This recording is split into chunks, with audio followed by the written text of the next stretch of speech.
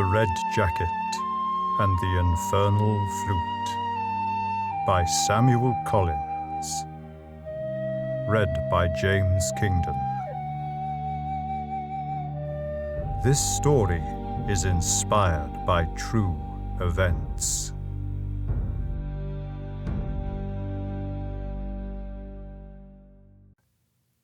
The beads of sweat trickled onto the white pillow, staining patches a stone grey beside Sam's head. The cold, fever-driven sweat induced from the familiar nightmare, the clasping hand on his throat, the spinning candle-lit Gothic castle room, the rusted portcullis and maze-like corridors where each turn was a dead end of a cold brick wall. Every year, without fail, on the night of the 6th of June, it was the same. It made it extraordinarily difficult to enjoy his birthday the following day. At 14 years old, it felt the same as it had at its earliest occurrence, that Sam could recall anyway. And at 15 tomorrow, Sam had now come to expect and even prepare for this event, as part of some strange annual tradition. Over the years, he had sought reason and counseling for his affliction. His parents had even told him that it was caused by playing too many video games, though Sam did not see any correlation between this nightmare and a game about building blocks and laser guns. Sam jolted himself awake, dry throat, drenched in sweat but freezing cold. He sat up in his cabin bed, pulled the duvet beside him, and climbed the cool metal steps to the floor and turned on the light. As expected, as his mind cleared and attuned to reality, the memory of the foul dream vanished from his mind. With nothing else to do, he wandered to the bathroom to wash and drink a glass of water. Then, repeating in his mind that it would be his birthday in the morning, returned to bed. Turning his pillow to the cooler and far less damp side and resting on top of the damp duvet, Sam lay back down and allowed random thoughts to cloud his mind to distract himself enough to be able to fall asleep again. Sam did not have many friends, none that he cared about, nor cared about him enough to participate in any birthday plans, or, God forbid, a party.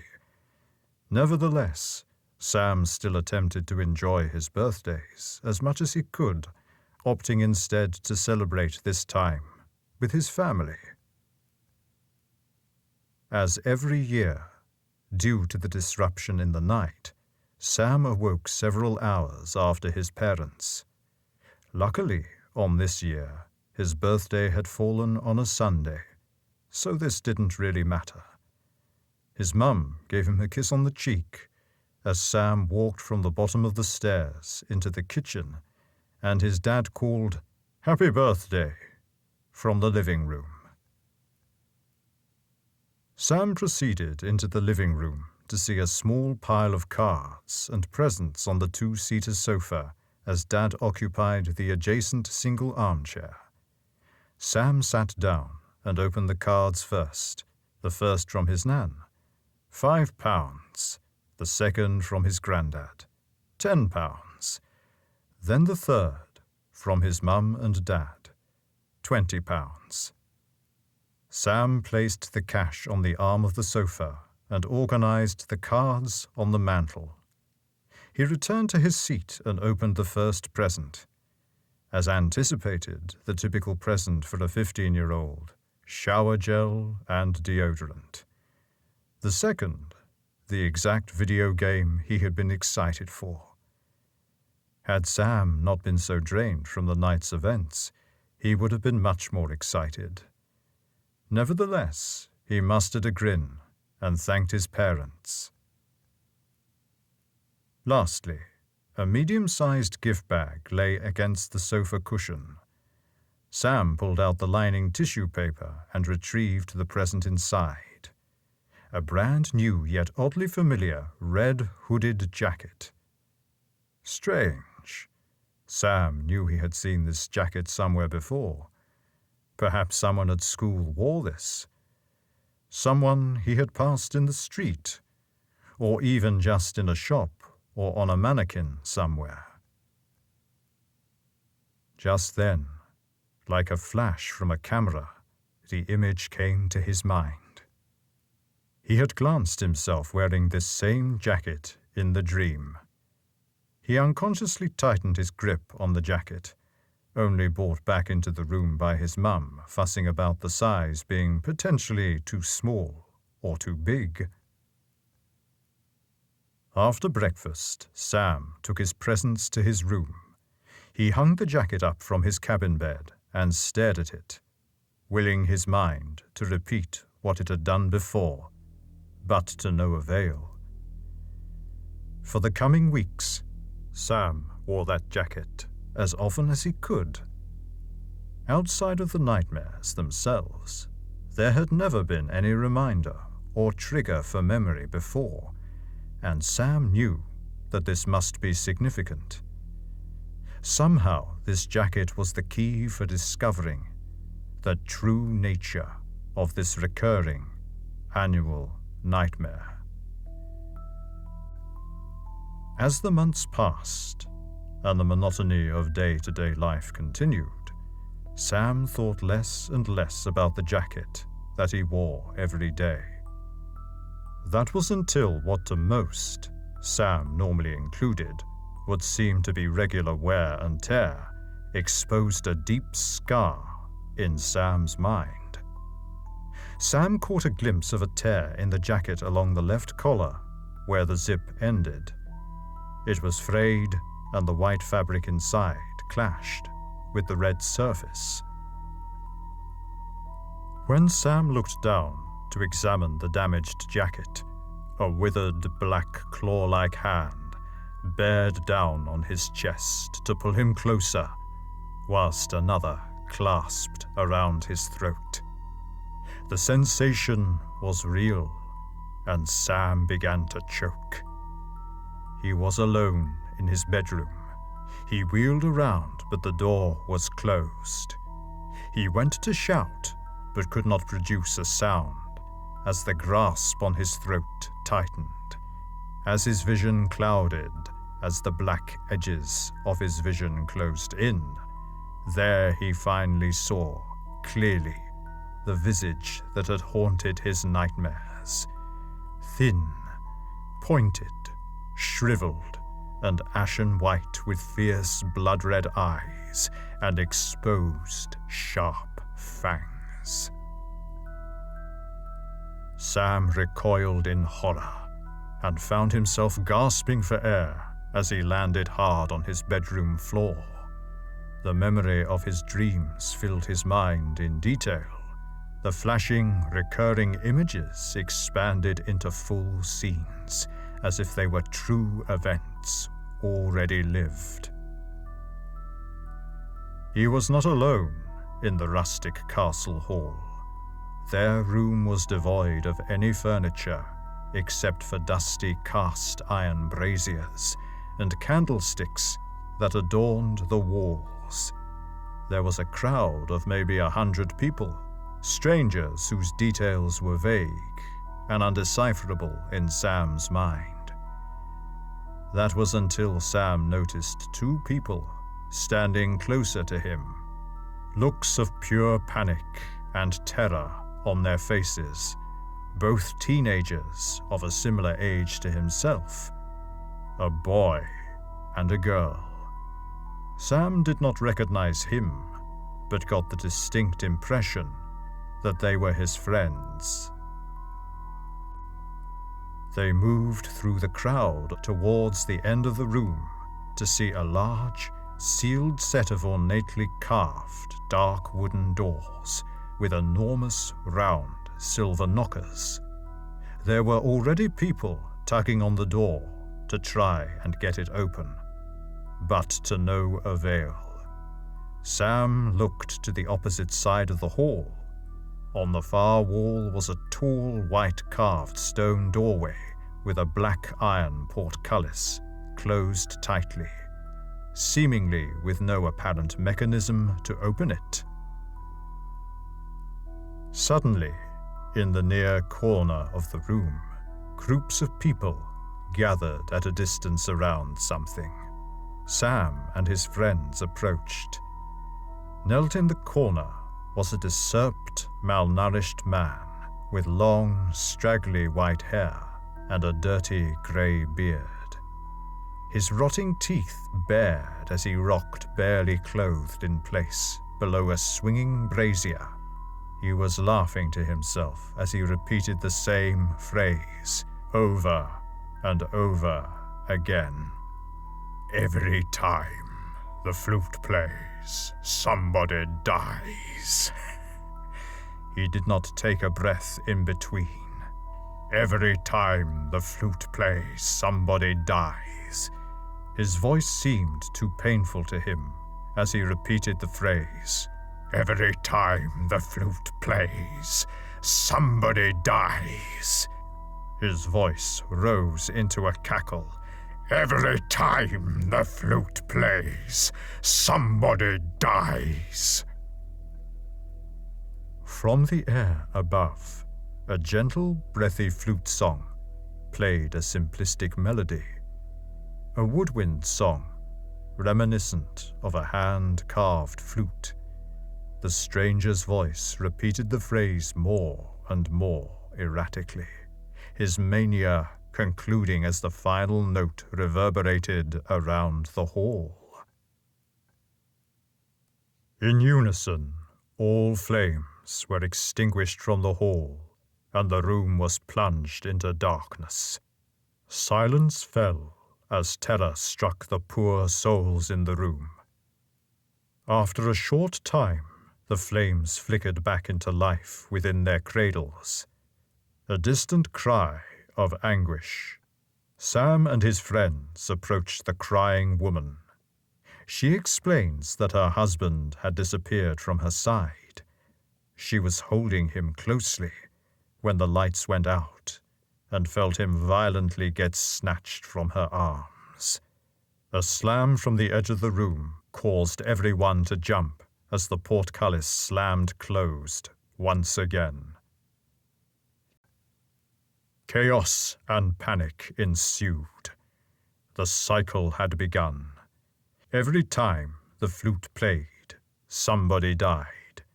This was the truth. There was seemingly no rhyme or reason for the disappearances, yet like some twisted lottery, it was Sam and his friends that remained. The boy was the third to last to disappear. Sam recalled the look of exhaustion, yet strange expression of acceptance. The girl, Sam still did not know her name, placed a hand on either of Sam's shoulders as she cried and pleaded for help. Sam was helpless. No matter how fast her mouth moved, and no matter how many tears fell down her cheek, Sam could not hear her voice. Only the haunting song of the echoing flute. The lights went out again. Sam felt the weight on his shoulders release, and then he was alone. Alone in the darkness. He waited for the lights to flicker on as they did before, yet they never did.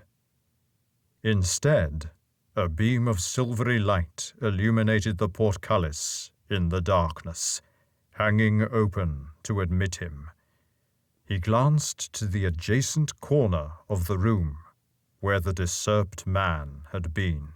He too was gone, yet Sam could not place exactly when he had disappeared, as his repetitious phrase still clung to his mind. Sam found himself walking slowly and cautiously through the passageway. Still barely lit by a sourceless light, closely comparable to scattered moonlight in an eerie navy blue, He walked through a corridor comprised of large, rectangular slate bricks that reflected the light as if he were walking through a damp cave. At the end of the corridor, he reached a fork. He turned left and proceeded on. It seemed open at first, but after a few steps, a flurry of bricks assembled themselves in mid-air to block passage. Sam flinched and recoiled, then hurried back to take the opposite route. After a few rapid paces, the same thing happened, sealing his progress. Sam hurried back to the fork to return to his start, but as he rounded the corner, he saw that the corridor too had already been sealed tight. He wheeled round, searching for a new path.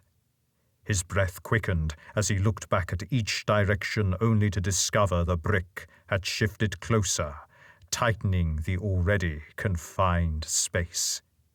With each turn, the walls tightened until they were pressing against Sam's nose.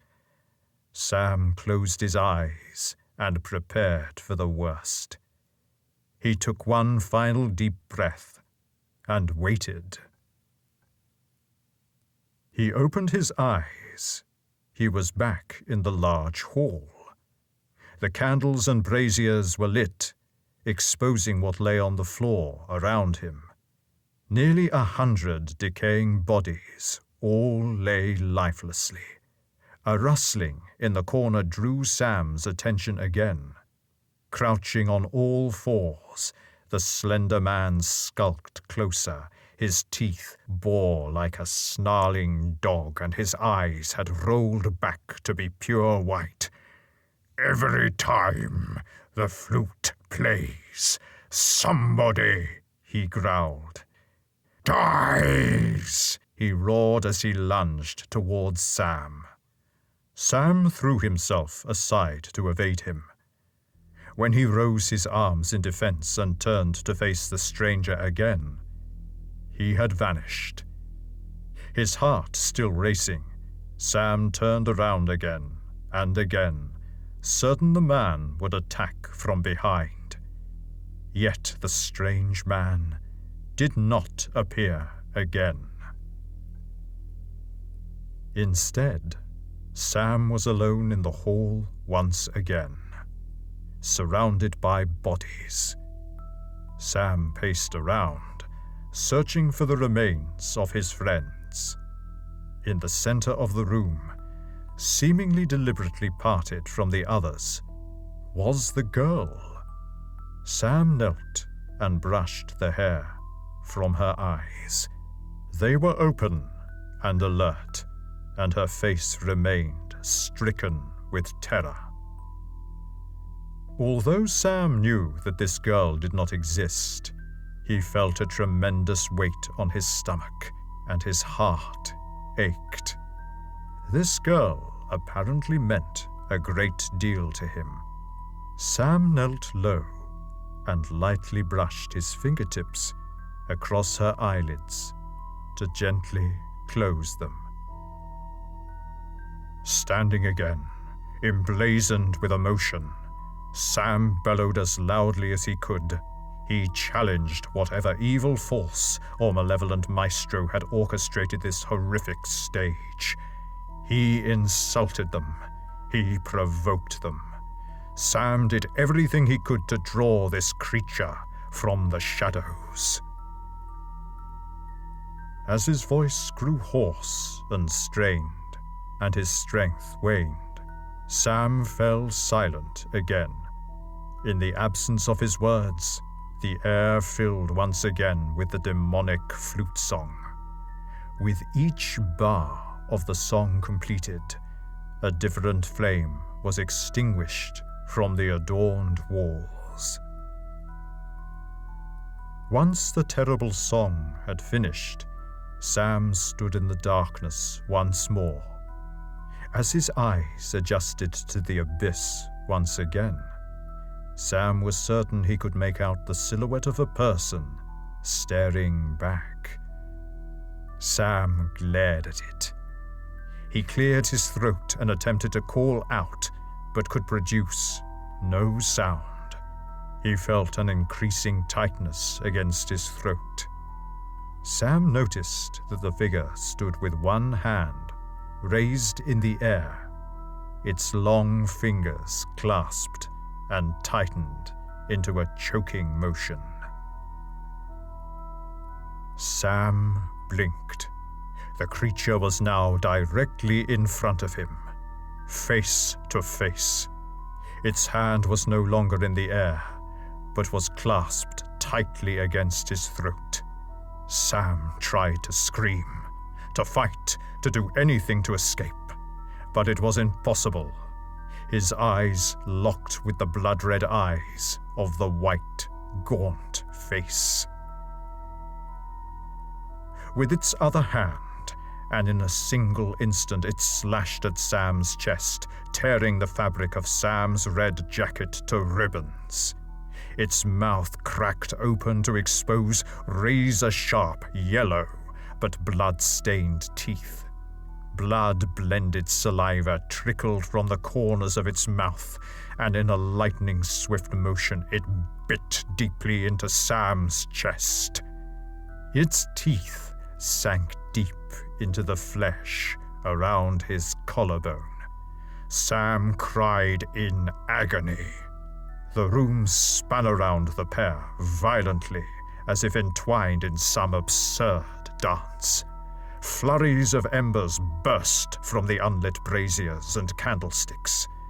The corners of Sam's vision filled with nothingness, and felt his heart beat slower and slower.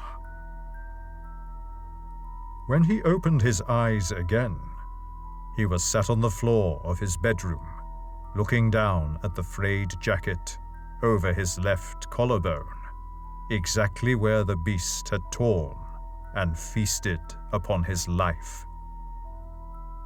Sam never did encounter that same nightmare again, but the memory and coincidences still haunt Sam to this day.